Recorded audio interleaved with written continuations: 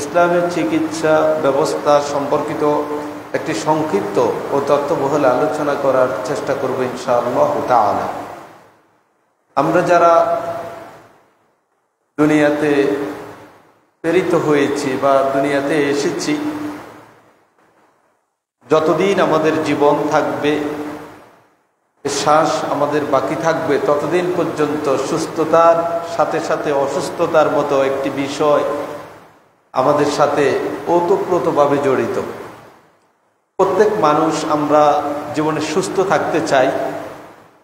সুস্থতা আমাদের জীবনের অন্যতম একটি কামনা এবং এই সুস্থ থাকার জন্য স্বয়ং বিশ্বনবী মুহাম্মদুর রাসূলুল্লাহ সাল্লাল্লাহু আলাইহি ওয়াসাল্লাম তিনি নিজেও দোয়া করতেন আল্লাহর কাছে সকাল সন্ধ্যা, আমাদেরকেও দোয়া করার জন্য বলতেন। রাসূলুল্লাহ সাল্লাল্লাহু আলাইহি ওয়াসাল্লাম ওই ব্যক্তির জন্য দুনিয়ার সবটুকু সুসংবাদ দিয়েছেন যেই লোকটা মান আসবাহা মিনকুম আমিনান ফি সিরবিহি ওয়া মুআফান ফি জাসাদিহি ইনদাহু কুতু ইয়াউমিহি। যেই লোক সকালে উপনীত হয়, সকাল ভোর করে, সকালবেলা হয় এমত অবস্থায় যে পরিবার নিরাপদে আছে, শারীরিক সুস্থতার সাথে, ওই ব্যক্তির কাছে ওই দিনের খাদ্য সামগ্রীও মজুদ আছে, তাহলে সে মনে করতে পারে ফাকান্নামা হিজাত লাহুদ দুনিয়া, পুরা দুনিয়াটা আল্লাহ তাআলা তাকে দিয়ে দিয়েছেন। সুবহানাল্লাহি বিহামদিহি। যে ব্যক্তি সকালবেলা উপনীত হয় যে তার পরিবার নিরাপদে আছে, নিজে সুস্থ আছেন এবং ওই দিনের খাবার আছে শুধুমাত্র, ওই ব্যক্তি মনে করতে পারে দুনিয়াটা তাকে দিয়ে দেয়া হয়েছে। সুবহানাল্লাহি বিহামদিহি। সুস্থতা কত বড় নিয়ামত!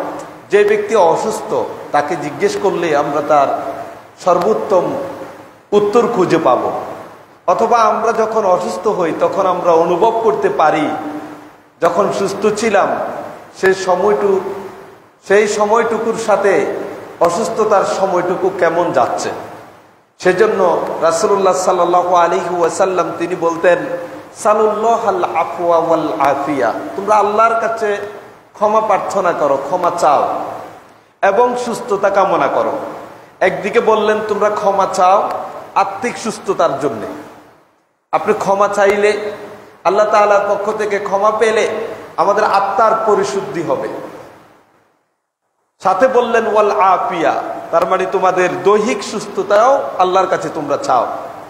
ফা ইন্না আহাদান লাম ইউতা বা'দাল ইয়াকিন খায়রাম মিনাল আফিয়া, তোমাদের কোনো মানুষকে, কোনো ব্যক্তিকে দেয়া হয় নাই এই জীবনের পরে, ঈমান গ্রহণের পরে সবচেয়ে উত্তম সর্বোৎকৃষ্ট বস্তু যেটা দেয়া হয়েছে সুস্থতা নামক বিষয় দিয়ে। সুবহানাল্লাহ। তার মানে একজন মানুষ ঈমান গ্রহণের পরে সবচেয়ে উত্তম যে বিষয়টা আল্লাহ রাব্বুল আলামিনের পক্ষ থেকে অর্জন করেন সেটা হলো সুস্থতা। সেই সুস্থতার জন্য নবী মুহাম্মদুর রাসূলুল্লাহ সাল্লাল্লাহু আলাইহি ওয়াসাল্লাম সকাল সন্ধ্যায় তিনি দোয়া করতেন।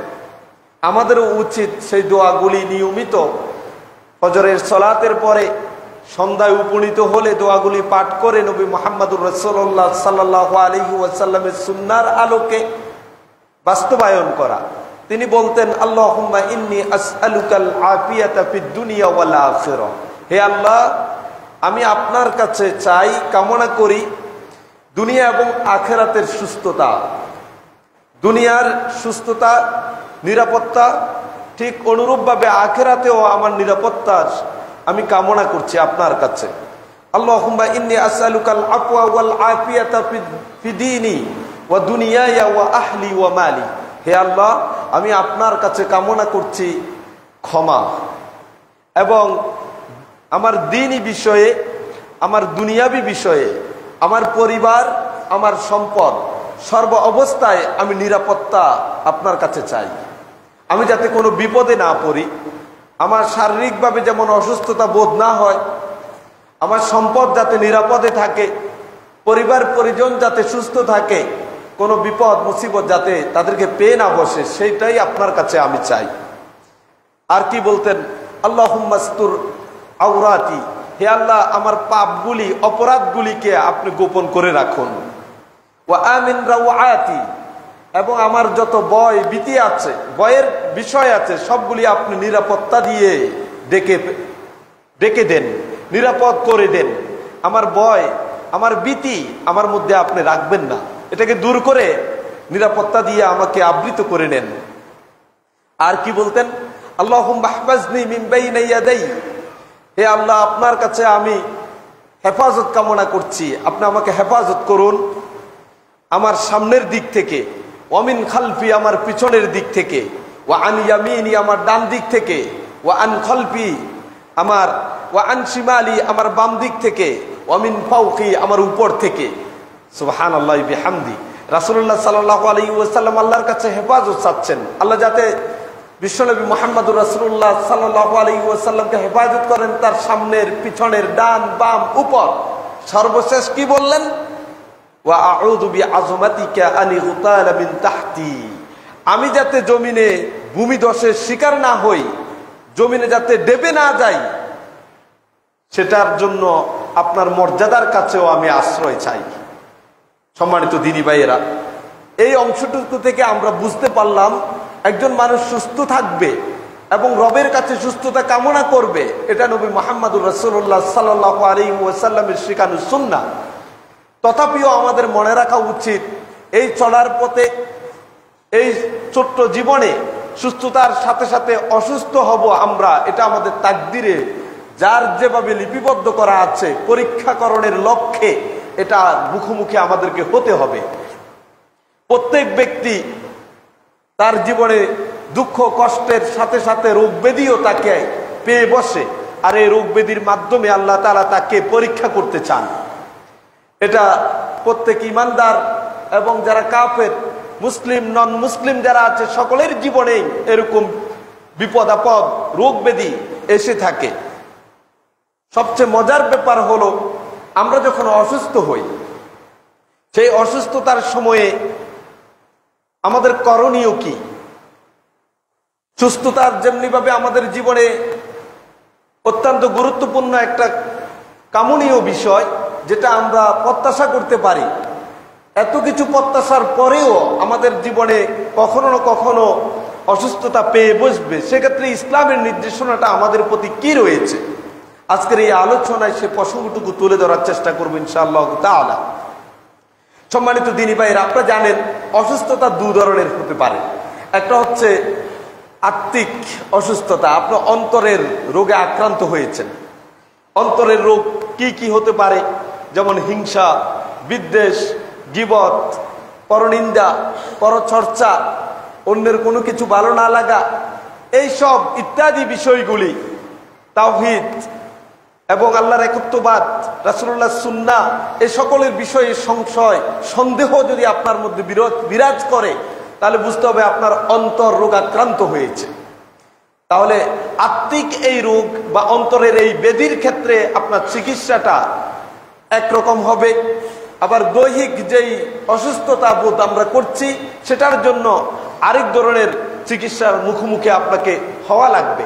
কিন্তু কুরআনুল কারীমে এই দুইটি রোগের কোনো ব্যবধান তৈরি করেননি। আল্লাহ তাআলা সুস্পষ্টভাবে একটি ঘোষণা দিয়েছেন, ইয়া আইয়ুহান নাস, হে মানব জাতি, ক্বাদ জাআতকুম মাউইযাতুম মির রাব্বিকুম, তোমাদের রবের পক্ষ থেকে তোমাদের কাছে এক সুন্দর উপদেশ এসেছে। ওয়া শিফাউল লিমা ফিস সুদূর, এবং তোমাদের অন্তরের রোগগুলির ব্যাপারে শিফা, চিকিৎসা হিসেবে তোমাদের কাছে আগমন করেছে। ওয়া হুদাম ওয়া রাহমাতাল লিল আলামিন, এবং হেদায়েত হিসেবে এসেছে, বিশ্ববাসীর জন্য রহমত এসেছে। তাহলে সেই যেই বস্তু মহামূল্যবান উপদেশ, চিকিৎসা, পাশাপাশি হেদায়েত এবং রহমত বিশ্ববাসীর জন্য, সেটা কি? সেটা হলো মহাগ্রন্থ আল কোরআন। আল্লাহ সুবহানাহু ওয়া তাআলা সূরাত ইউনূসের 57 নম্বর আয়াতে বললেন, এই মহাগ্রন্থ আল কোরআন মানবতার জন্য চিকিৎসা হিসাবে প্রেরিত হয়েছে। যেমনি ভাবে হেদায়েত দিয়ে থাকেন, যেমনি ভাবে এই কোরআন মানুষকে সৎ উপদেশ দেন, এবং মুমিনদের জন্য রহমত স্বরূপ কাজ করে, অনুরূপভাবে মহাগ্রন্থ আল কোরআন মানুষের আত্মিক বেদির পাশাপাশি তার দৈহিক বেদিতেও কার্যকর ভূমিকা পালন করে। সেটা আমরা দেখার চেষ্টা করব ইনশাআল্লাহ তাআলা। সূরা বনী ইসরাঈলের 72 নম্বর আয়াতে আল্লাহ তাআলা আবার বললেন, ওয়া নুনাজ্জিলু মিনাল কুরআনি মা হুয়া শিফাউন ওয়া রাহমাতুল লিল মুমিনিন। আমি কোরআনকে অবতীর্ণ করেছি, আল্লাহ সুবহানাহু ওয়া তাআলা কোরআন অবতীর্ণ করেছেন। এই কোরআন মা হুয়া শিফা, যেটা হলো চিকিৎসা। কোরআন আমাদের সকলের জীবনের রোগ ব্যাধি থেকে চিকিৎসা দেয় বলে আল্লাহ তাআলা এই আয়াত অংশ বললেন। ওয়া রাহমা, এবং এটা রহমত অনুগ্রহ, লিল মুমিনিন ঈমানদারদের জন্য। ওয়ালা ইয়াজিদুজ জালিমিনা ইল্লা খাসারা, আর যারা জালেম, যারা অত্যাচারী, তাদের জন্য এই কোরআন চিকিৎসাও না, রহমতও না, বরং তাদের পথভ্রষ্টতা এবং ক্ষতিগ্রস্ততা আরো বৃদ্ধি পেতে থাকে। সুপ্রিয় ভাইয়েরা, কোরআনুল কারীমের এই দুইটি আয়াত আমাদের যে মেসেজটুকু দেয় সেটি হলো, কোরআন আমাদের জন্য সুস্থতার দ্বারক এবং বাহক হয়ে প্রেরিত হয়েছে। যেমনিভাবে কোরআন আমাদেরকে জান্নাতের পথ দেখান, আর এই সুস্থতা যেমনিভাবে আমাদের আত্মিক সুস্থতার জন্য কার্যকর। কোরআন তেলাওয়াত করলে, আল্লাহর জিকির করলে, তাহলে আমাদের অন্তর ভালো হয়ে যায়। অন্তরের যেই রোগ ব্যাধি এগুলি আস্তে আস্তে দূরীভূত হয়, ঈমানি চেতনা বৃদ্ধি পেতে থাকে। পাশাপাশি নবী মুহাম্মদুর রাসূলুল্লাহ সাল্লাল্লাহু আলাইহি ওয়াসাল্লাম তিনি যখনই তার দেহে কোনো জায়গায় ব্যথা অনুভব করতেন, তখন তিনি সূরা ইখলাস এবং সূরা নাস ও ফালাক পাঠ করে 3 বার তার দেহকে তিনি ফু দিতেন, এবং হাত দিয়ে পুরা শরীরের যতটুকু সম্ভব পুরা শরীরের মধ্যে হাতটা তিনি সঞ্চালন করতেন ফু দিয়ে। তাহলে বোঝা গেল তিনি ব্যথা অনুভব করেছেন। নিঃসন্দেহে এটা কোনো অন্তরের রূপ না, যে ব্যথাটা তার দেহের কোনো না কোনো অঙ্গে তিনি অনুভব করছেন। সেটার জন্য নবী মুহাম্মদুর রাসূলুল্লাহ সাল্লাল্লাহু আলাইহি ওয়াসাল্লাম কোরআনুল কারীমে সূরা ইখলাস পাঠ করতেন এবং সূরা নাস ও ফালাক পড়ে ফু দিয়ে 3 বার তার দেহকে তিনি মুছে দিতেন। এ থেকে আমরা বুঝতে পারলাম কোরআনুল কারীম যেই কথা আমাদেরকে অব্যর্থভাবে বললেন যে কোরআন মুমিনদের জন্য রহমত, হেদায়েত এবং চিকিৎসার স্বরূপ প্রেরিত হয়েছে, নাজিল হয়েছে। আসুন আমরা এই কোরআনের দ্বারস্থ হব এবং কোরআন দিয়ে আমাদের চিকিৎসা নেওয়ার জন্য আমরা চেষ্টা করব। পাশাপাশি নবী মুহাম্মদুর রাসূলুল্লাহ সাল্লাল্লাহু আলাইহি ওয়াসাল্লাম কি বলে দেখুন। আবু দারদা রাদিয়াল্লাহু তাআলা আনহু থেকে বর্ণিত, তিনি বলেন রাসূলুল্লাহ সাল্লাল্লাহু আলাইহি ওয়াসাল্লাম বলেছেন, ইন্নাল্লাহা আনজালাদ দাআ ওয়াদ দাওয়া। আল্লাহ তাআলা রোগ যেমন নাজিল করেছেন, ঠিক সেই রোগের ঔষধও তিনি এই পৃথিবীতে অবতীর্ণ করেছেন। সুবহানাল্লাহ। এমন কোন রোগ নেই যেই রোগের কোনো চিকিৎসা জমিনে আল্লাহ তাআলা প্রেরণ করেননি। সেই ঔষধ প্রতিষেধক সৃষ্টি হয়নি, এটা মনে করার কোনো সুযোগ নেই। হ্যাঁ, হতে পারে সেটা আমরা অনুভব করতে পেরেছি, আবিষ্কার করতে পেরেছি। আমাদের চিকিৎসা বিজ্ঞান হয় সক্ষম হয়েছে সেই রোগের চিকিৎসার যত মূল মন্ত্র আছে এগুলিকে আবিষ্কার করার, অথবা ব্যর্থ হয়েছে। কিন্তু রাসূলুল্লাহ সাল্লাল্লাহু আলাইহি ওয়াসাল্লাম তিনি বললেন যে ইন্নাল্লাহা আনজালাদ দাআ ওয়াদ দাওয়া। আল্লাহ তাআলা এই পৃথিবীতে রোগ যেমন সৃষ্টি করেছেন, অনুরূপভাবে তিনি রোগের ওষুধও তিনি সৃষ্টি করেছেন। ওয়া জাআলা লিকুল্লি দাইন দাওয়া। প্রত্যেক রোগের জন্য ওষুধ রয়েছে, প্রত্যেক রোগের জন্য ওষুধ নির্ধারণ করা হয়েছে। ফাতাদাউ, সুতরাং তোমরা যখনই অসুস্থতা অনুভব করবা তখন তোমরা চিকিৎসা গ্রহণ করবা। আবু দাউদের 3864 নম্বর হাদিসে এই হাদিসটুকু বিবরণে এসেছে। তাহলে আমরা এখান থেকে বুঝতে পারি কোরআনুল কারীম যেমনিভাবে আমাদের অন্তরের রোগের দূরকরণের জন্য কার্যকর ভূমিকা রাখেন, পাশাপাশি আমাদের দৈহিক যত রোগ আছে সেক্ষেত্রেও ভূমিকা পালন করেন। পাশাপাশি রাসূল সাল্লাল্লাহু আলাইহি ওয়াসাল্লামের এই হাদিস থেকেও আমরা বুঝতে পারি প্রত্যেক রোগের জন্য ঔষধ রয়েছে। সে ওষুধটা কেমন হতে পারে সেই বিবরণ একটু পরে আমরা বলার চেষ্টা করব। আরেকটি হাদিস শুনুন। আন সাদ ইবনে ওয়াক্কাস রাদিয়াল্লাহু তাআলা আনহু, সাদ ইবনে ওয়াক্কাস রাদিয়াল্লাহু তাআলা আনহু থেকে বর্ণিত, তিনি বলেন যে আমি অসুস্থ হয়েছিলাম। অসুস্থ হওয়ার পরে আতানি রাসূলুল্লাহ সাল্লাল্লাহু আলাইহি ওয়াসাল্লাম, রাসূলুল্লাহ সাল্লাল্লাহু আলাইহি ওয়াসাল্লাম আমার নিকটে আসলেন, ইয়াউদুনি, আমাকে সেবা শুশ্রূষা করার জন্য, আমাকে দেখতে রাসূল আমার বাড়িতে আসলেন। সাদ ইবনে ওয়াক্কাস বলছেন, এসে তিনি কি করলেন, ফাওয়াদা ইয়াদাহু বাইনা সাদিয়ি, তিনি আমার বুকের উপরে তার হাতখানা রাখলেন। রাসূলুল্লাহ সাল্লাল্লাহু আলাইহি ওয়াসাল্লাম অসুস্থ সাদ ইবনে ওয়াক্কাসের বুকের উপরে হাত রাখলেন। সাদ ইবনে ওয়াক্কাস তিনি বললেন, হাত্তা ওয়াজাদতু বারদাহা ফি ফুআদি, হাত রাখার সাথে সাথে আমার হৃদয়ে, হার্টের মধ্যে এক শীতলতা অনুভব করলাম। সুবহানাল্লাহি বিহামদি। রাসূলুল্লাহ সাল্লাল্লাহু আলাইহি ওয়াসাল্লাম তাকে বলল, ইন্নাকা রাজুলুন মাফউদ, হে সাদ, তুমি যেই রোগে আক্রান্ত হয়েছ সেই রোগটা হলো হার্টের রোগ, হৃদরোগে আক্রান্ত হয়েছে তুমি।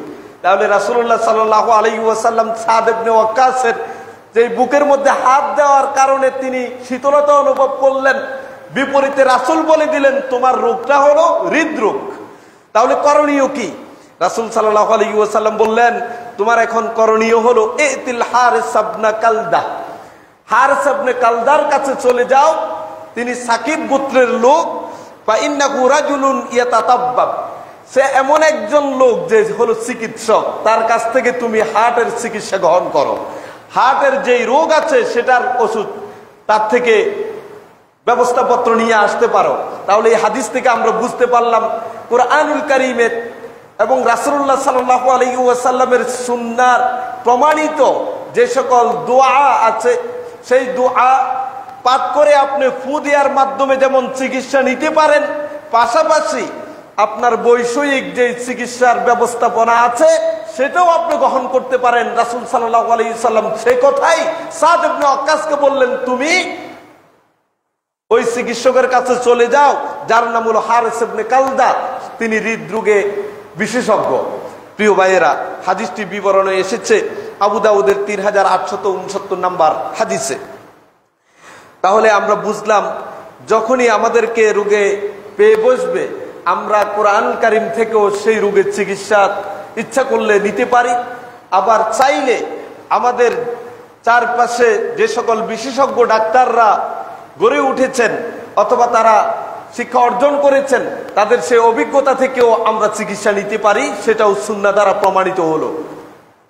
রাসূলুল্লাহ সাল্লাল্লাহু আলাইহি ওয়াসাল্লাম তিনি বললেন, মা আনজালাল্লাহু দাআন ইল্লা আনজালা লাহু শিফা, এই জমিনে এমন কোন রোগ সৃষ্টি করা হয়নি যে রোগের কোনো ওষুধ সৃষ্টি করা হয়নি। মানে যেটাই হয়েছে রোগ, তার জন্য ওষুধও এই জমিনে আল্লাহ তাআলা সৃষ্টি করে দিয়েছেন।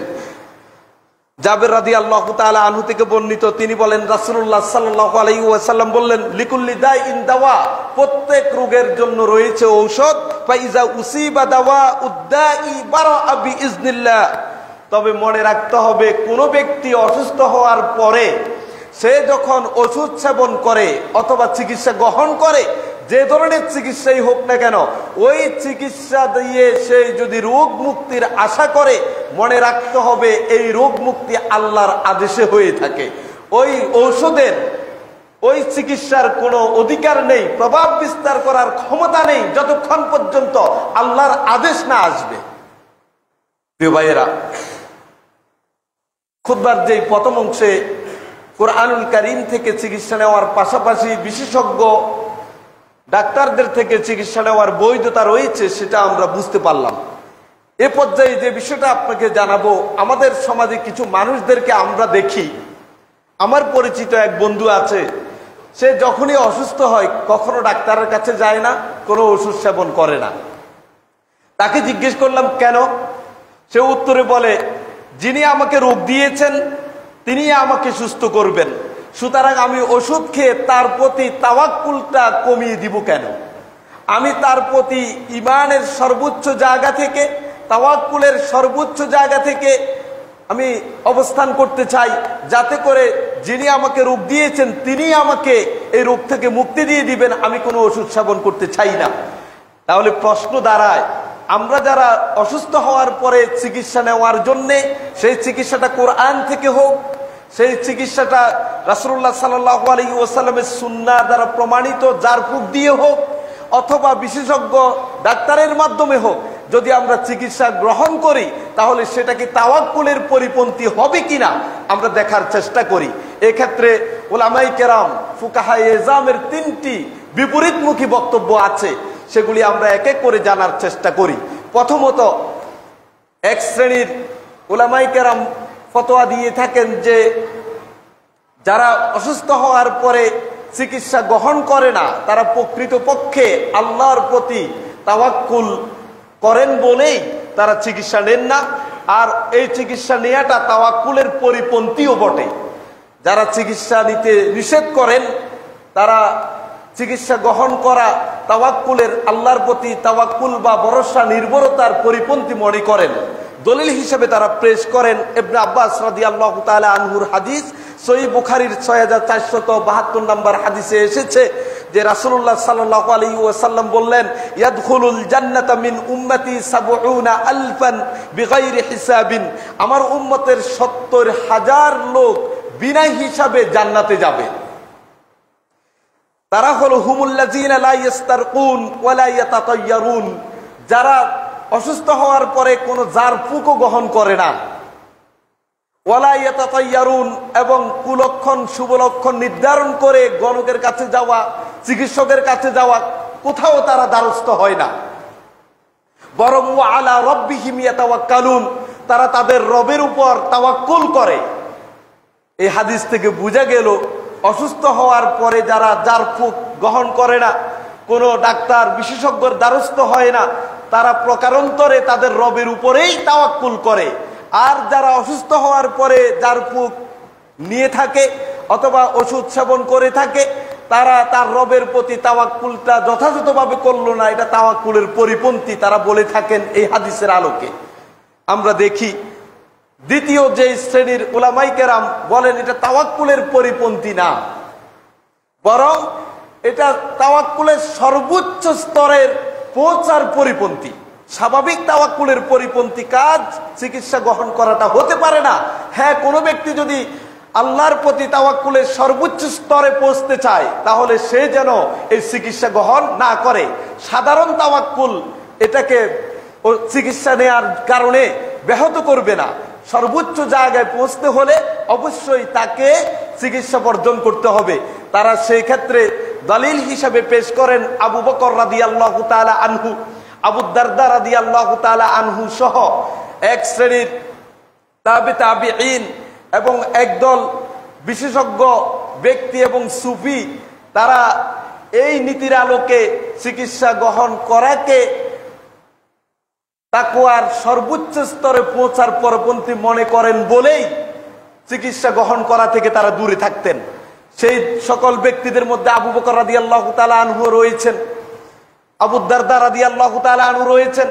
আমাদের সমাজের যে সুফি বা সুফি মতবাদ চর্চা করেন তাদের মধ্যে বড় একটা গোষ্ঠী রয়েছে, তারা অসুস্থ হলে চিকিৎসা নিতে চান না। তারা বলেন যে এটা আল্লাহ রাব্বুল আলামিনের প্রতি যে আমার ঈমান, আস্থা এবং বিশ্বাস, তাওয়াক্কুলের সর্বোচ্চ স্তর, সেটার পরিপন্থী হয়ে যাবে, এই জন্য তারা সেদিকে যেতে চান না।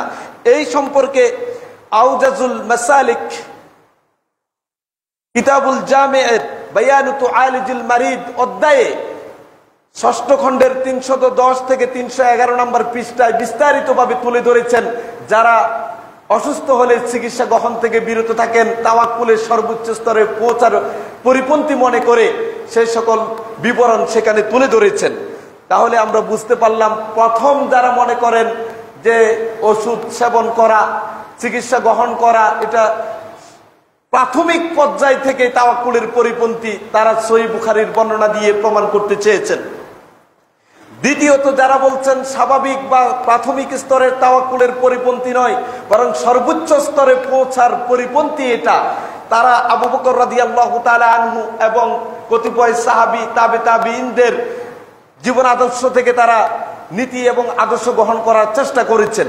তৃতীয়ত ইমাম নববী রাহিমাহুল্লাহ তিনি বললেন, ইমাম মুসলিম রাহিমাহুল্লাহ তিনি তার কিতাবুল সহিহ মুসলিমের মধ্যে এই সংক্রান্ত একটি অধ্যায় রচনা করেছেন, যে অধ্যায়টা হলো যে চিকিৎসা গ্রহণ করাটা হলো মুস্তাহাব, চিকিৎসা গ্রহণ করা এটা একটা ভালো কাজ।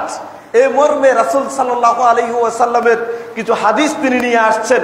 সেখানে তিনি বুঝাতে চাইলেন এটা তাওয়াক্কুলের প্রাথমিক স্তরেরও পরিপন্থী না, সর্বোচ্চ স্তরে পৌঁছারও এটা পরিপন্থী না। সুতরাং কেউ যদি অসুস্থ হয় সে এটার জন্য চিকিৎসা নিতে পারে, সেটা কোরআনিক চিকিৎসা হতে পারে, হাদিসের চিকিৎসা হতে পারে, বিশেষজ্ঞ ডাক্তারের চিকিৎসা হতে পারে, সেটা কখনোই তাকওয়ার পরিপন্থী হতে পারে না, তাওয়াক্কুলেরও পরিপন্থী হতে পারে না। তারা দলিল দিলেন যে জাবের রাদিয়াল্লাহু তাআলা আনহু থেকে বর্ণিত, রাসূলুল্লাহ সাল্লাল্লাহু আলাইহি ওয়াসাল্লাম বলেন, লিকুল্লি দাইন দাওয়া, প্রত্যেক রোগের জন্য ওষুধ রয়েছে। ফাইজা উসিবা দাওয়াউদ দাই বারাআ বিইজনিল্লাহ, কোন ব্যক্তি যদি চিকিৎসার জন্য ওষুধ সেবন করে তাহলে ওই ওষুধ তাকে মুক্তি দিতে পারে না, প্রকৃতপক্ষে তাকে মুক্তি দেয় আল্লাহর আদেশ। ওই ওষুধের প্রতি আদেশ করেন আল্লাহ তাআলা, তখন ওষুধ ব্যক্তির মধ্যে প্রভাব এবং ক্রিয়াশীল হতে থাকে। তাহলে প্রকারান্তরে বোঝা গেল তাওয়াক্কুলটা আল্লাহর উপরেই থাকে, তাওয়াক্কুল পরিপন্থী হয় না। কারণ ওষুধ আমি সেবন করার মানেই এই ওষুধ আমাকে সুস্থ করে দিবে, এটা আমরা মনে করি না। এই ওষুধের কোনো কর্ম বা ক্রিয়া করার সুযোগ নেই যতক্ষণ পর্যন্ত আল্লাহ রাব্বুল আলামিনের পক্ষ থেকে সে আদিষ্ট না হয়।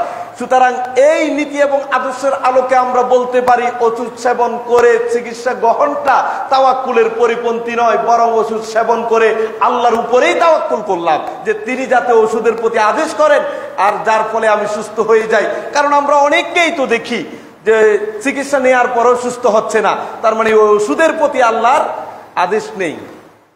প্রিয় ভাইয়েরা, তাহলে পরস্পর বিপরীতমুখী যে তিনটি বক্তব্য আপনার কাছে তুলে ধরলাম, ওষুধ সেবন বা চিকিৎসা গ্রহণ তাওয়াক্কুলের পরিপন্থী কিনা, এই তিনটি মতামতের ফলাফল হলো জমহুর তথা অধিকাংশ উলামায়ে কেরাম তাদের যেই মতামত ব্যক্ত করেছেন, ওষুধ সেবন করা, চিকিৎসা গ্রহণ করা, অসুস্থ হলে পরে চিকিৎসার জন্য ডাক্তারের শরণাপন্ন হওয়া, বিশেষজ্ঞ ব্যক্তিদের কাছে যাওয়া, এটা কখনোই তাওয়াক্কুলের পরিপন্থী নয়, না প্রাথমিক স্তরের তাওয়াক্কুলের পরিপন্থী, না সর্বোচ্চ স্তরের তাওয়াক্কুলের পরিপন্থী, বরং এটা একটি সুন্নাত সম্মত রাসূলুল্লাহ সাল্লাল্লাহু আলাইহি ওয়াসাল্লামের পক্ষ থেকে পাওয়া একটা আদর্শ এবং নীতি।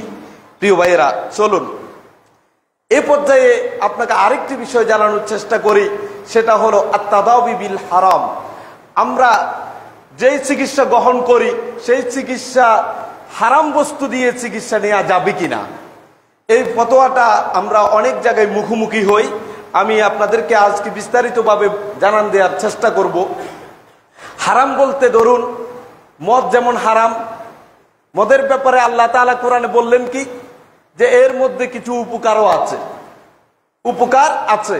আপনি যদি বলেন যে মদ পান করলে আমার এই রোগটা সুস্থ হয়, আমি এই রোগ থেকে মুক্তি পাই, যেমনটা রাসূলুল্লাহ সাল্লাল্লাহু আলাইহি ওয়াসাল্লামের জামানায় এক সাহাবী রাসূলের কাছে এসে এই কথাই বললেন। হাদিসটা শুনুন। আন আলকামা ইবনে ওয়াইল আন আবিহি, আলকামা ইবনে ওয়াইল রাদিয়াল্লাহু তাআলা আনহু থেকে বর্ণিত, তিনি তার পিতা থেকে বর্ণনা করেছেন। তার পিতা উল্লেখ করছেন যে এক লোক নবী সাল্লাল্লাহু আলাইহি ওয়াসাল্লামকে জিজ্ঞাসা করলেন যে ইয়া রাসূলুল্লাহ, মদের ব্যাপারে আপনার দৃষ্টিভঙ্গি কি? মদ দিয়ে কি আমি চিকিৎসা নিতে পারবো কিনা? মানে এটা তো হারাম বস্তু, এটা দিয়ে আমি আমার রোগ মুক্তির জন্য সেবন করার সুযোগ আছে কিনা? রাসূলুল্লাহ সাল্লাল্লাহু আলাইহি ওয়াসাল্লাম ফানাহাহু, তাকে নিষেধ করলেন, না এটা তুমি ব্যবহার করতে পারবা না, এটা হারাম। সুম্মা সাআলাহু, আবারও তাকে জিজ্ঞেস করলো, ইয়া রাসূলুল্লাহ, কেন এটা খেলে তো আমার অমুক রোগটা ভালো হয়, এটা উপশম হয়, আপনি একটু অনুমতি দিলে অসুবিধা কি? আমি তো সুস্থতা বোধ করি। ফানাহাহু, কোনা তিনি নিষেধ করলেন, তুমি এই হারাম দিয়ে চিকিৎসা নিতে পারবা না। ফাকিলা লাহু, এরপরে লোকটা রাসূল সাল্লাল্লাহু আলাইহি সাল্লামকে লক্ষ্য করে বললেন, ইয়া নবী আল্লাহ, হে আল্লাহর নবী, ইন্নাহা দাওয়াউন, আপনি কেন নিষেধ করছেন? এটা তো আমার রোগ মুক্তি দেয়, আমি এটা অসুস্থ হওয়ার পরে যদি খাই, সেবন করি, তাহলে আমি সুস্থতা অনুভব করি, আপনি আমাকে নিষেধ করেন কেন? রাসূল সাল্লাল্লাহু আলাইহি সাল্লাম বললেন, লা, কখনো না, ওয়ালাকিন্নাহা দাউন, এটা তোমার ওষুধ হতে পারে না, বরং এই মদ তোমার হচ্ছে রোগ, এটা নিজেই একটা রোগ, ব্যাধি, তাহলে এটা তোমাকে সুস্থ করে কেমনে? কি বুঝা গেল? হারাম বস্তু দিয়ে আপনি চিকিৎসা নিতে পারবেন না, এই হাদিস এটাই প্রমাণ করলো। চলুন, আবু দারদা রাদিয়াল্লাহু তাআলা আনহু থেকে বর্ণিত, তিনি বলেন রাসূলুল্লাহ সাল্লাল্লাহু আলাইহি ওয়াসাল্লাম বলেছেন, ইন্নাল্লাহা আনজালাদ দাউ ওয়াদ দাওয়া, আল্লাহ তাআলা এই জমিনে রোগ যেমন সৃষ্টি করেছেন, সেই রোগের প্রতিষেধকও তিনি সৃষ্টি করে দিয়েছেন। এমন কোন রোগ নাই যে রোগের প্রতিষেধক, চিকিৎসার জন্য ওষুধ তিনি সৃষ্টি করে দেননি। লিকুল্লি দাইন দাওয়া, প্রত্যেক রোগের জন্য ওষুধ রয়েছে। সুতরাং তোমরা ওষুধ গ্রহণ করো। রাসূল সাল্লাল্লাহু আলাইহি সাল্লাম বললেন তোমরা ওষুধ গ্রহণ করো, তবে ওয়ালা তাদাউ বিল হারাম, হারাম দিয়ে চিকিৎসা গ্রহণ করো না। আগের হাদিস, সাহাবী সুজা রাসূল সাল্লাল্লাহু আলাইহি সাল্লামকে জিজ্ঞেস করলেন, ইয়া রাসূলুল্লাহ, মদ খাওয়ার অনুমতি দেন, মদ খেলে আমি এই রোগ থেকে মুক্তি পাই, আপনি আমাকে নিষেধ করেন কেন? রাসূল সাল্লাল্লাহু আলাইহি সাল্লাম তাকে সুস্পষ্টভাবে বলে দিলেন, মদ খাওয়ার পরে যদি তোমার রোগ মুক্তি হয় বলে মনেও হয়, তুমি মনে রেখো এটা তোমার রোগ মুক্তির জন্য তৈরি করা হয়নি, এটা নিজেই একটা রোগ, নিজেই একটা ব্যাধি, এটা তোমাকে চিকিৎসা করে কেমনে? এই হারাম দিয়ে তুমি চিকিৎসা গ্রহণ করতে পারো না। তাহলে বোঝা গেল হারাম বস্তু দিয়ে চিকিৎসা গ্রহণ করা বৈধ না। এই দুটি হাদিস আমাকে এই কথাটুকুই প্রমাণ করে দেয়।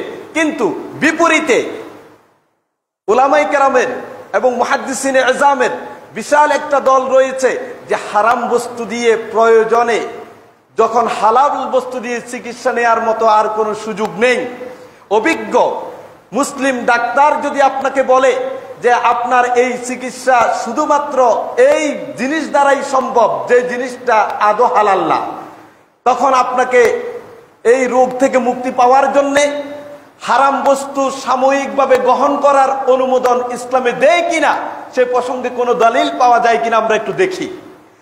চলুন, আনাস ইবনে মালিক রাদিয়াল্লাহু তাআলা আনহু থেকে বর্ণিত, তিনি বলেন, আন্না নাসান মিন উরাইনা, উরাইনা গোত্রের কিছু লোক রাসূল সাল্লাল্লাহু আলাইহি ওয়াসাল্লামের কাছে আগমন করলেন মদিনায়। ফাজিতাউহা, মদিনায় যখন তারা আসলেন, আসার পরে মদিনার বাহির থেকে মদিনায় প্রবেশ করলেন, নতুন পরিবেশে আবহাওয়াতে আসায় তাদেরকে অসুস্থতায় পেয়ে বসেছে, জ্বরে আক্রমণ করেছে। তাদের আবহাওয়াটা তাদের সাথে সামঞ্জস্যপূর্ণ না হওয়ায় তারা অসুস্থ হয়ে পড়লেন, দুর্বল হয়ে গেলেন। তখন ওই উরাইনা গোত্রের লোকগুলিকে রাসূল সাল্লাল্লাহু আলাইহি ওয়াসাল্লাম বললেন, হে মদিনায় আগমনকারী উরাইনা গোত্রের লোকেরা, শুনে রাখো, ইন শি'তুম আন তাখরুজু ইলা ইবিলিস সাদাকা, যদি তোমরা চাও তাহলে ওই কুবা মসজিদের কাছে, মসজিদে কুবার কাছে, মদিনা থেকে প্রায় 10 কিলোমিটার দূরে, সেখানে যে কুবা মসজিদ আছে তার পাশেই একটা উট থাকে আর কি, সেখানে উটের, আমরা এটাকে কি বলি, যেখানে এগুলিকে লালন পালন করে, সেখানে উট আছে, তোমরা সেই উটের জায়গায় চলে যাও, গিয়ে তাদের ফাতাশরাবু মিন আলবানিহা ওয়া আবওয়ালিহা, দুধ এবং উটের পেশাব পান করো। মদিনায় আগমন করছে উরাইনা গোত্রের লোকেরা, মদিনার বাহির থেকে আসার কারণে তাদেরকে জ্বরে আক্রমণ করেছে, দুর্বল হয়ে গেছে, সেই পরিবেশের সাথে তারা চলতে পারছেন না। তখন রাসূল সাল্লাল্লাহু আলাইহি সাল্লাম তাদেরকে বললেন, তোমরা যদি চাও তাহলে মদিনা থেকে 10 কিলোমিটার প্রায় দূরে অবস্থিত মসজিদে কুবার পাশে বিশাল এক উটের চালান আছে, যেখানে উটকে রাখা হয়, সেখানে চলে যাও, গিয়ে তোমরা উটের দুধ পান করো এবং সাথে সাথে উটের পেশাবও পান করো। উটের পেশাব কি হালাল? না, হালাল না। তাহলে এই লোকেরা তখন রাসূল সাল্লাল্লাহু আলাইহি সাল্লামের কথা শুনে চলে গেলেন মসজিদে কুবার পাশে যেখানে উট রাখা আছে, সেখানে গিয়ে উটের দুধ পান করলেন এবং উটের পেশাব পান করলেন। হাদিসের পরবর্তী বিবরণে আমরা দেখতে পাই যে এই উটের দুধ এবং পেশাব পান করার কারণে লোকগুলি সুস্থ হয়ে গেল। সুবহানাল্লাহি বিহামদি। এ থেকে একদল মুহাদ্দিসিনে কেরাম, ফুকাহায়ে আযম, তারা প্রমাণ করে, যদি আপনি বাধ্য হন, হালাল বস্তুতে চিকিৎসা আপনার দ্বারা সম্ভব না হয়, অভিজ্ঞ ডাক্তার যদি আপনাকে বলে যে আপনার এই রোগের চিকিৎসার জন্য এই পরিমাণ হারাম বস্তু থেকে চিকিৎসা নেওয়া লাগবে, কোন হালাল বস্তুর চিকিৎসা দিয়ে আপনার এই রোগ থেকে মুক্তি পাওয়া সম্ভব না, তখন প্রয়োজনের আলোকে আপনি নিতে পারবেন যতটুকু প্রয়োজন। যেমনি ভাবে বাধ্য হলে শুকরের গোশত খাওয়া জীবন বাঁচানোর জন্য প্রয়োজন, যতটুকু জীবন বাঁচানোর জন্য প্রয়োজন ঠিক ততটুকু নেওয়া যায়। অনুরূপ ভাবে যদি হারাম বস্তু ছাড়া আপনার চিকিৎসা সম্ভব না হয়, তাহলে ওই পরিমাণ হারাম বস্তু গ্রহণ করা যাবে যতটুকু আপনার প্রয়োজন হয়। আশা করি বুঝতে পেরেছেন। চতুর্থত যে বিষয়টা আজকে জানাবো সেটা হলো, আমাদের দেশে অনেক ধরনের চিকিৎসা আছে যেগুলিতে অ্যালকোহল মিশ্রিত। অনেকে আমাদেরকে জিজ্ঞেস করে যে এই হোমিওপ্যাথি চিকিৎসা গ্রহণ করা কি বৈধ? আরব বিশ্বে হোমিওপ্যাথি নাই, কারণ হোমিও ওষুধের মধ্যে অ্যালকোহল মিশ্রণ করা আছে, এবং অনেক অ্যালোপ্যাথিক ওষুধের মধ্যেও অ্যালকোহল মিশ্রণ আছে। তাহলে সেই অ্যালকোহল মিশ্রিত ওষুধ সেবন করা কি বৈধ হবে? অনুরূপভাবে আমরা যারা আতর ব্যবহার করি, পারফিউম ব্যবহার করি, সেখানেও কিছু পরিমাণ অ্যালকোহল থাকে। সেই অ্যালকোহল ব্যবহার করে আমরা সালাত আদায় করার জন্য যে মসজিদে আসি, সেটা ইসলামে কতটুকু অনুমোদিত, সেই প্রসঙ্গে আজকে আমরা জানার চেষ্টা করব। চলুন, এই ব্যাপারে 4টি অবস্থা আপনাকে মনে রাখলে এই সংক্রান্ত মাসআলা আপনি কখনো ভুল করবেন না। অ্যালকোহলটা মূলত নেশাজাত যে দ্রব্যটা ইসলামী শরিয়াতে নিষিদ্ধ, সেটা হলো কোনো বস্তুকে যদি তার সত্তা বা তার মূল অস্তিত্বটাকে টিকিয়ে রাখার জন্য অ্যালকোহলের বিকল্প আর কিছু না থাকে। যেমন হোমিও ওষুধ, সেটার ক্রিয়া যদি আপনার মানবদেহে করতে হয়, সে ওষুধের অস্তিত্ব ধারণ করার জন্যে আপনাকে অ্যালকোহল ছাড়া বিকল্প কোনো পদ্ধতি গ্রহণ করার সুযোগ নাই। সেজন্য আপনার ওই পরিমাণ অ্যালকোহল ব্যবহার করার অনুমতি আছে যে পরিমাণ অ্যালকোহল ব্যবহারের মাধ্যমে ওষুধের অস্তিত্ব তার টিকে থাকে। দ্বিতীয়ত, অ্যালকোহল বা নেশাজাত দ্রব্য কোনটা আসলে হারাম? রাসূল সাল্লাল্লাহু আলাইহি ওয়াসাল্লাম তিনি বললেন যে খেজুর এবং আঙ্গুর থেকে নির্গত নেশাজাত দ্রব্য এটাই মূলত হারাম। বর্তমানে যে নেশাজাত দ্রব্য তৈরি করা হয় সেটা আঙ্গুর এবং খেজুর থেকে এই অ্যালকোহল তৈরি করা হয় না। এই অ্যালকোহলটা তৈরি করা হয় সিল্কা, শস্যদানা, আরো বিভিন্ন উপাদান থেকে। যে কারণে ইমাম আবু হানিফা রাহিমাহুল্লাহ তিনি বলেন, মূল যে দুইটি জিনিস থেকে অ্যালকোহল বা নেশাজাত দ্রব্য তৈরি করলে হারাম হয়, সেই দুইটি অস্তিত্ব থেকে বেরিয়ে এসে যখন শস্যদানা বা সিল্কা বা অন্যান্য দ্রব্য থেকে অ্যালকোহল তৈরি করছে, এই জাতীয় অ্যালকোহল সেবনে বা এই জাতীয় অ্যালকোহল ব্যবহারে ইসলাম নিষেধ করে না। এটা হারাম হবার মতো কোনো সুযোগ নেই। ইমাম আবু হানিফা রাহিমাহুল্লাহ এই মতটা দিয়ে থাকেন। চলুন, 3 নাম্বার অ্যালকোহলের আরেকটা ধরন। বর্তমানে শস্যদানা, সিল্কা বা অন্যান্য উপাদান এটাও নাই, আরো আপগ্রেড হয়েছে। অ্যালকোহল বা নেশাজাত দ্রব্য তৈরি যে করে সেটা কি দিয়ে করে জানেন? আধুনিক চিকিৎসা বিজ্ঞানী প্রমাণ করেছে পানির মধ্যে এক ধরনের পোকা চাষ করে, যেই পোকাটাকে মেডিসিন দিয়ে তারা বাঁচিয়ে রাখে। একটা সময় পর্যন্ত এটাকে পানির মধ্যে রেখে এরপর এটাকে ছেঁকে উঠে এটাকে চিবিয়ে তার নির্যাস দিয়ে অ্যালকোহল তৈরি করা হয়। তাহলে এটা হারাম হওয়ার কোনো সুযোগ নেই, কারণ যেই পোকা পানিতে বসবাস করছে সেখানে এটাকে চাষাবাদ করছে, ওখান থেকে বের করে নিয়ে এসে তার নির্যাস দিয়ে অ্যালকোহল তৈরি করছে। আমরা জানি ইসলামী শরিয়ার বিধান হলো পানির মধ্যে বসবাসরত সকল ধরনের প্রাণী হালাল। তাহলে সেখান থেকে নির্গত পোকা থেকে যদি অ্যালকোহল তৈরি করে, ওই অ্যালকোহল হারাম হওয়ার কোনো সুযোগ ইসলামে নেই। চলুন, 4 নম্বর অবস্থা অ্যালকোহলের। 4 নম্বর অবস্থা হলো, যদি কোনো মদ সেটা খেজুর থেকেই করেছে বা আঙ্গুর থেকে করেছে, যেটা হারাম হওয়ার জন্য যথেষ্ট। আমি ধরে নিলাম কোনো সিল্কা, শস্যদানা বা পানিতে বসবাসরত ওই পোকা, চাষাবাদ করা পোকা থেকে করেনি, একদম মূল অস্তিত্ব আঙ্গুর বা খেজুর থেকে এই অ্যালকোহল তৈরি করেছে। কিন্তু ওই অ্যালকোহল বা মদটা, নেশাজাত দ্রব্যটার যদি মূল অস্তিত্ব নষ্ট হয়ে যায়, তার সত্তা যদি পরিবর্তন হয়ে যায়, তখন আর এটা মদের বিধান থাকে না। যেমন সকল ফুকাহায়ে কেরাম একমত, মদ যখন শিরকাতে পরিণত হয়, শিরকা বুঝেন তো, শিরকাতে পরিণত হয়ে যায়, তখন আর মদের হুকুম ওই আঙ্গুর বা খেজুর থেকে নির্গত অ্যালকোহলের মধ্যে বিধান থাকবে না, বিধান অন্যটা হয়ে যাবে। সিরকা পান করা, সিরকা গ্রহণ করা এটা বৈধ, যদিও এটা একটা সময় মদ ছিল, যখন তার অস্তিত্ব বিলুপ্ত হয়ে সিরকায় রূপ নেয় তখন আর এটা অ্যালকোহল থাকে না। আশা করি বুঝতে পেরেছেন। এই 4টা অবস্থার কোন অবস্থায় আমাদের চিকিৎসা বিজ্ঞান প্রয়োগ করে বর্তমান আধুনিক এই যুগে যে অ্যালকোহল হোমিও ওষুধে প্রয়োগ করছে অথবা অ্যালোপ্যাথিক ওষুধে প্রয়োগ করছে অথবা আমরা যে স্প্রে করি অথবা আতর গ্রহণ করি অথবা পারফিউম আমরা নিয়ে থাকি, সেগুলিতে শুধুমাত্র পানিতে চাষ করা ওই পোকাগুলির নির্যাস নিয়ে অ্যালকোহলটা তৈরি করছে। সুতরাং ইসলামী শরিয়া এই ধরনের অ্যালকোহলকে হারাম মনে করে না। আশা করি বুঝতে পেরেছেন।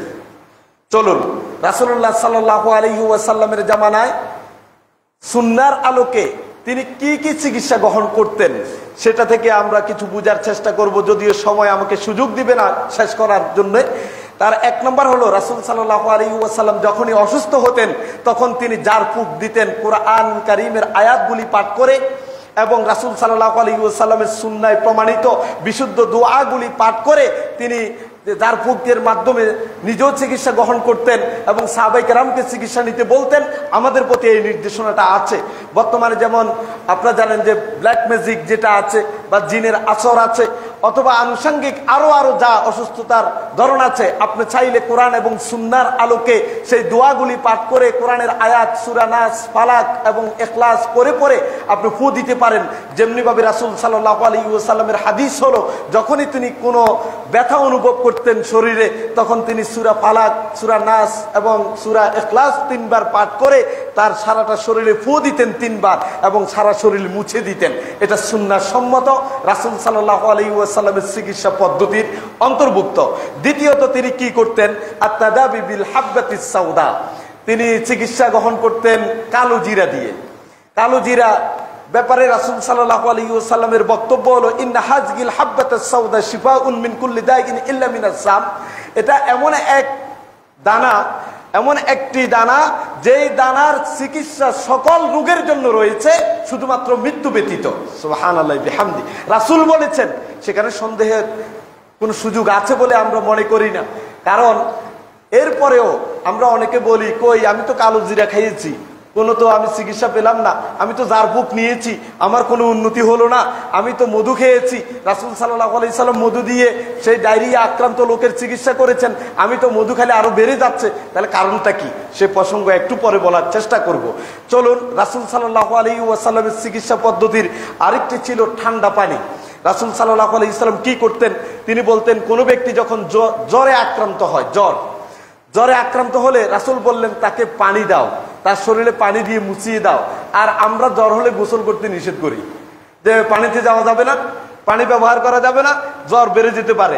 রাসূল বললেন কি, আল হুম্মা মিন ফাইহি জাহান্নাম, এই জ্বর এটা হলো জাহান্নামের তাপ, জাহান্নামের একটা তাপ। সুতরাং ফাআবরিদুহা বিল মা, পানি দিয়ে এই তাপকে তুমি ঠান্ডা করো। আপনি যখন জ্বরে আক্রান্ত হবেন তখন অবশ্যই পানি ব্যবহার করবেন, পানি সেবন করবেন।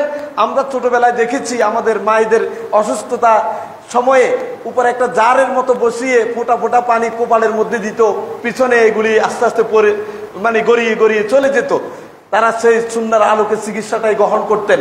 তাহলে রাসূলুল্লাহ সাল্লাল্লাহু আলাইহি ওয়াসাল্লামের সুন্নাহ দ্বারা প্রমাণিত জ্বর থেকে মুক্তির মাধ্যম হলো ঠান্ডা পানি ব্যবহার, তবে ফ্রিজিং পানি না, তাহলে আবার সব সর্বনাশ হয়ে যাবে। চলুন, রাসূলুল্লাহ সাল্লাল্লাহু আলাইহি ওয়াসাল্লামের চিকিৎসা পদ্ধতির আরেকটা হলো, তিনি মধু ব্যবহার করে চিকিৎসা করতেন। এক লোক এসে রাসূল সাল্লাল্লাহু আলাইহি ওয়াসাল্লামকে বললেন, ইয়া রাসূলুল্লাহ, আমার ভাই ডায়রিয়া আক্রান্ত, তাকে একটু চিকিৎসা করিয়ে দেন। বলল, ইসকিহি আসালান, তাকে তুমি মধু পান করাও। ফাসাকাহু, সে তার ভাইকে মধু খাওয়াইছে। খাওয়ানোর পরে আরো বেড়ে গেছে। সে রাসূল সাল্লাল্লাহু আলাইহি সাল্লামের কাছে আসলেন, এসে বললেন, ইয়া রাসূলুল্লাহ, ইন্নী সাকাইতু ফালাম ইয়াজিদহু ইল্লা ইসতিতলাকান, আপনি বললেন মধু খাওয়াতে, আমি খাওয়ালাম, বরং ডায়রিয়া তো আগে যা ছিল এখন আরো কয়েক গুণ বেড়ে গেছে। আগে যদি 5 বার যাইতো, এখন তো আর কোনো সময় নাই, শুধু যেতে আছে। বলল, যাও আবার খাওয়াও।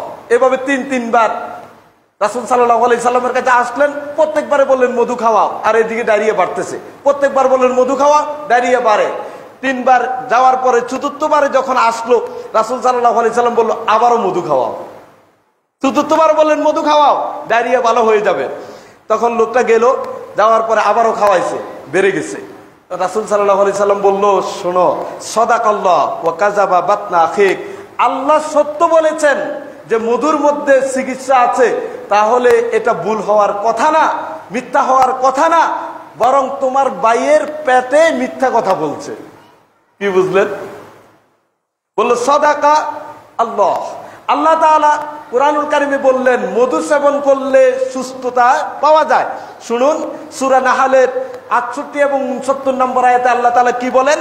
ওয়া আওহা রাব্বুক ইলান নাহলি, যে আপনার রব মৌমাছির কাছে ওহী করেছেন, প্রত্যাদেশ করেছেন যে আনিত্তাখিজি মিনাল জিবালি বুয়ুতা ওয়া মিনাশ শাজারি ওয়া মিম্মা ইয়ারুসুন। আল্লাহ তাআলা মৌমাছিকে আদেশ করেছেন, ওহী নাজিল করে বললেন মৌমাছি তোমরা পাহাড় পর্বত ঘর বাড়ি এবং গাছপালাতে তোমরা কি করো? বাসা বাড়ি তৈরি করো। কাদের? মৌমাছি নিজের জন্য। আল্লাহ তাআলা বললেন, তাহলে বুঝা গেল আমাদের বাড়ি ঘরে ছাদের কোনায় ঘরের কোনায় যে মৌমাছি বাসা বানায় এটা আল্লাহর আদেশ ছিল তাদের প্রতি, এজন্যই তারা বানায়। আল্লাহ তাআলা মৌমাছিকে বললেন তোমরা পাহাড় পর্বতে গাছের ডালপালায় ঘরের কোনায় ঘরে বসবাস যেখানে মানুষ করে সেখানে তোমরা তোমাদের ঘর বাড়িগুলি বানাতে থাকো, তোমাদের বাসা তৈরি করো। আর কি করো? সুম্মা কুলি মিন কুল্লিস সামারাত, যত ফল ফলাদি আছে, ফল মূল আছে, ওই ফল এবং ফুলের মধ্য থেকে তোমরা তোমাদের খাবার আহরণ করো। তাদেরকে ঘর তৈরি করতে বললেন, তাদের বাসা বানাতে বললেন এবং তাদের খাবার কোথায় হবে সেটাও বলে দিলেন, যে যত ফল মূল আছে সেখান থেকে খাবার গ্রহণ করতে বললেন। ফাসলুকি সুবুলা রব্বিকি জুলালা, এবং তোমার রবের সহজ পথ অনুসরণ করে চলো। এই আদেশটা কাকে করলেন? আল্লাহ তাআলা মৌমাছিকে। এরপরে কি কয়? ইয়াখরুজু মিন বুতুনিহা শারাবুন, বিনিময়ে আল্লাহ তাআলা মৌমাছির পেট থেকে এমন এক পানীয় বের করেন, পানীয় মৌমাছির পেট থেকে বের করে দেন যেটা হলো মুখতালিফুন আলওয়ানু, যেটা বিভিন্ন রং বেরঙের পানি মৌমাছির পেট থেকে বের হয়। ফিহি শিফাউন, যে পানির মধ্যে রয়েছে শিফাউন লিন্নাস, মানুষের জন্য চিকিৎসা। তাহলে আল্লাহ তাআলা বললেন মৌমাছির পেট থেকে যে পানিগুলি বিভিন্ন রং বেরঙের পানি বের হয় ওই পানির মধ্যে মানবতার জন্য চিকিৎসা আছে। তাহলে আমি বলছি তোমার ভাইয়ের পেট ডায়রিয়া চিকিৎসার জন্য মধুপান করাও, আর তুমি মধুপান করাচ্ছ বলছো বারবার বেড়ে যাচ্ছে। তাহলে তুমি শুনে রাখো আল্লাহ বললেন চিকিৎসা আছে, এটাই সত্য। তোমার ভাইয়ের পেট মিথ্যা কথা বলছে, পেট মিথ্যাবাদী হয়ে গেছে। তার মানে এই মধু খাওয়ানোর কিছু পদ্ধতি আছে, ওই পদ্ধতি মেনেই তোমাকে খাওয়াতে হবে। উদাহরণস্বরূপ মনে করুন দুধ এটা ভালো খাবার, কিন্তু কাউকে যদি ঠান্ডা দুধ খাওয়ান হতে পারে তার ডায়রিয়া। কাউকে যদি দই খাওয়ান, দুধের যে উপকারিতা আর দইয়ের উপকারিতা সম্পূর্ণ আলাদা। তাহলে বুঝা গেল অবস্থা এবং প্রকৃতির আলাদার কারণে এগুলি ক্রিয়া এবং বিক্রিয়ার ক্ষেত্রে বাধাগ্রস্ত হতে পারে। কিন্তু আল্লাহ তাআলা বললেন এর মধ্যে চিকিৎসা আছে, এটাই সত্য। আপনি যদি সেই পদ্ধতি অনুসরণ করে আপনি চিকিৎসা নিতে পারেন। একটা চমৎকার কথা বলি, শুনুন। চিকিৎসা বিজ্ঞানীরা বলল যে মৌমাছি থেকে মধু যে আহরণ হয় সেটা কেমনে হয়, একটা তারা বিবরণ দিলেন। 1 কেজি মধু তৈরিতে 70,000 মধু পোকা, 70,000 মধু পোকা 26,000 ফুলের মধ্যে 5,000 বার যাতায়াত করতে হয়। আল্লাহু আকবার।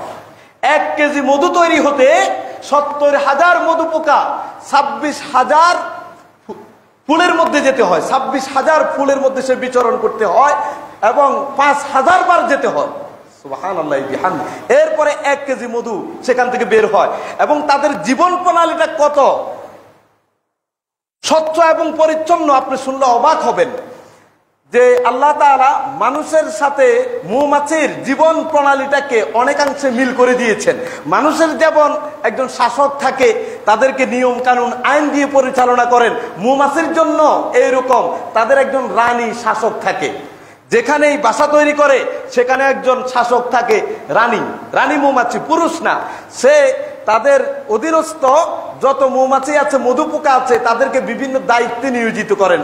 কাউকে পাহারাদারের দায়িত্ব দেন বাসার বাহিরে, কাউকে বাচ্চাগুলিকে লালন পালনের দায়িত্ব দেন, কাউকে সেখানে মোম সংরক্ষণের দায়িত্ব দেন, কাউকে ফুলের মধ্যে বিচরণ করে আহরণ করে নিয়ে আসার জন্য দায়িত্ব দেন। এভাবে বিভিন্ন দায়িত্ব পালনরত তাদের শাসকের অধীনে তারা কাজ করে। মজার ব্যাপারও হলো এই যে পাহারাদার যে গোষ্ঠীটা আছে মৌমাছির মধ্য থেকে, যারা বাহিরে ফলের মধ্যে বিচরণ করে এসে বাসার মধ্যে ঢুকে মধু নিংড়ানোর জন্যে, এই মৌমাছিগুলি যখন বাহির থেকে ভিতরে প্রবেশ করতে চায়, পাহারাদার মৌমাছিগুলি তাদেরকে অবজার্ভ করে। এগুলি কি, যেই পোকা ফুলের মধ্যে বসেছে এটা কি আবর্জনা বা ময়লা যুক্ত ছিল, নাকি এটা পবিত্র বা পরিষ্কার পরিচ্ছন্ন ছিল, এটা যারা পাহারাদার আছে তারা এটাকে অবজার্ভ করে। যখন তারা বুঝতে পারে এই মধু পোকাটা যেই ফুলের মধ্যে বসেছে এটা নোংরা ময়লা আবর্জনা ছিল, তখন তাকে আর ঢুকতে দেয় না। রানী শাসকের আদেশে ওই পোকাকে তারা হত্যা করে ফেলে। আল্লাহ তাআলা কেমন করে মধুটাকে মানবতার জন্য চিকিৎসা তুল্য করেছেন, কত স্বচ্ছ পিওর হতে পারে একবার চিন্তা করে দেখুন। সেটা দিয়ে যদি আপনি চিকিৎসা গ্রহণ করেন তাহলে রাসূলুল্লাহ সাল্লাল্লাহু আলাইহি সাল্লামের সুন্নাহর আলোকে আপনি সুস্থ হবেনই, এটাই সত্য। চলুন এরপরে চলে আত-তাদাবি বিল কামাআতি মিনাল মান্নি। এই ছত্রাক চিনেন কিনা, ব্যাঙের ছাতা। রাসূল সাল্লাল্লাহু আলাইহি সাল্লাম ব্যাঙের ছাতা দিয়ে, ব্যাঙের ছাতা আমরা যে আমাদের রাস্তাঘাটে বা যেখানে স্যাঁতস্যাঁতে জায়গা আছে, বর্তমানে যেটাকে আমরা মাশরুম বলছি, এইগুলি দিয়ে কিন্তু চিকিৎসা করতেন রাসূল সাল্লাল্লাহু আলাইহি সাল্লাম। সেই জামানা তো আর মাশরুম চাষ হতো না। এই ব্যাঙের ছাতার পানি এটাকে মানে নিংড়িয়ে এটাকে একদম পিষে পানি বের করে সেটা যদি আপনি চোখের মধ্যে লাগান, চোখের যে কোনো রোগ থেকে আপনি মুক্তি পেয়ে যাবেন।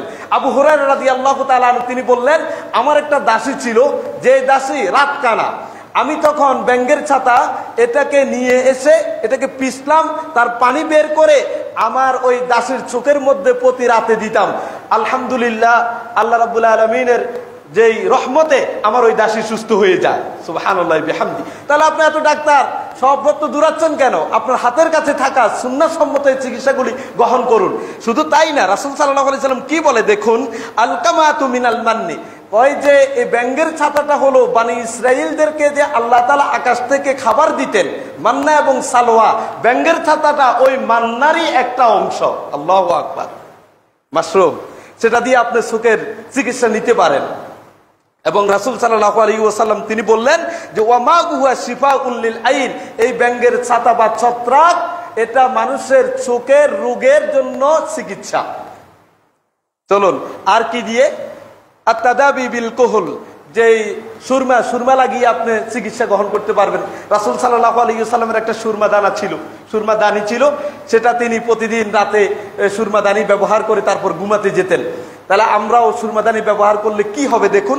রাসূল সাল্লাল্লাহু আলাইহি সাল্লাম বলছেন, ইকতাহিলু বিল উসমুদ ফাইন্নাহু ইয়াজলুল বাসার ওয়া ইউমবিতুশ শা'r। সুবহানাল্লাহ। কয় তোমরা ইসমুদ নামক যেই খনিজ পাথর, আর এটা হলো আমরা যেটাকে সুরমা বলছি, ওই পাথরটা তোমরা ব্যবহার করো, কারণ ইয়াজলুল বাসার, এটা চোখে ব্যবহার করলে চোখের দৃষ্টিশক্তি বেড়ে যায়।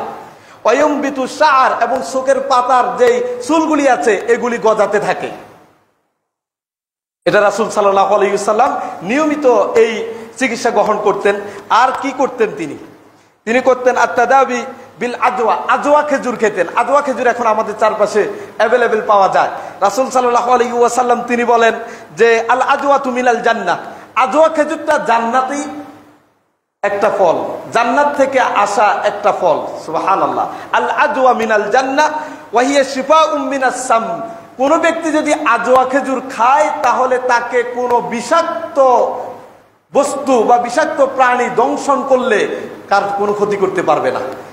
রাসূল সাল্লাল্লাহু আলাইহি সাল্লামের আরেকটা হাদিস আছে আজওয়া খেজুরের ব্যাপারে, মান তাসাব্বাহা কুল্লা ইয়াউমিন সাবআ তামারাতিন আজওয়া, যে ব্যক্তি প্রত্যেক সকালে 7টি আজওয়া খেজুর খায়, 7টা আজওয়া খেজুর যে ব্যক্তি গ্রহণ করে, লাম ইয়াদুররু ফি যালিকাল ইয়াউম সুম্মুন ওয়ালা সায়রুন, ওই দিন কমপক্ষে তাকে কোনো বিষাক্ত প্রাণী দংশন করলেও তার এই বিষক্রিয়া হবে না, কেউ জাদু করলেও জাদুগ্রস্ত হবে না। আজওয়া খেজুর খাবেন 7টা, সব সুন্নাহ সম্মত চিকিৎসা। তারপরে আত-তাদাবি বিল উদুল হিন্দি, চন্দন কাঠ আমরা চিনি। রাসূল সাল্লাল্লাহু আলাইহি ওয়াসাল্লামের জামানায় ওই চন্দন কাঠ ছিল, যেটাকে বলা হয় আল উদ আল হিন্দি। এই চন্দন কাঠ দিয়ে রাসূল সাল্লাল্লাহু আলাইহি ওয়াসাল্লাম চিকিৎসা করতেন। যে এই চন্দন কাঠের কি হতো দেখেন, ফা ইন্না ফি সাবআতু আসফিয়া, 7 ধরনের চিকিৎসা রয়েছে চন্দন কাঠে। যে কোনো ধরনের ব্যথা নিরাময়ের জন্য চন্দন কাঠ ব্যবহার করতে পারেন, তার ব্যবহার বিধি আছে। যেমন আমাদের দেশে কারো ফক্স উঠলে চন্দন কাঠ ঘষে পিষে এটা কিন্তু লাগিয়ে দেয়, ব্যথা কমায় এটা। এর জন্য চন্দন কাঠ হলো আপনার পাঁজরের ব্যথা হোক, নাকের ভিতরে ব্যথা হোক, অথবা যে কোনো ধরনের ব্যথায় আপনি এটার ব্যবহার বিধি আছে, ওই আলোকে ব্যবহার করলে আপনি তখন সুস্থ হবেন আশা করা যায়, যেহেতু রাসূল সাল্লাল্লাহু আলাইহি সাল্লাম বলেছেন। এরপরে হলো রাসূল সাল্লাল্লাহু আলাইহি সাল্লাম মা উ জমজম, জমজমের পানি দিয়ে চিকিৎসা নিতে বললেন।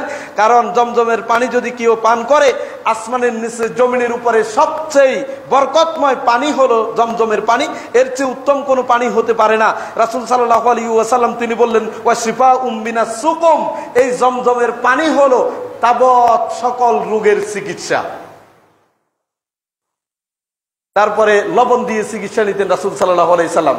আজগুবি মনে হচ্ছে, তাই না, যে যেগুলি আপনাদের কাছে শোনাচ্ছি, এত বড় বড় বিশেষজ্ঞ ডাক্তাররা শত শত হাজার হাজার টাকা ফি নিয়ে প্রেসক্রিপশন লেখে, সেখানে রাসূল সাল্লাল্লাহু আলাইহি সাল্লামের যুগে তো এই বিশেষজ্ঞ ডাক্তার সর্বমহলে ছিল না।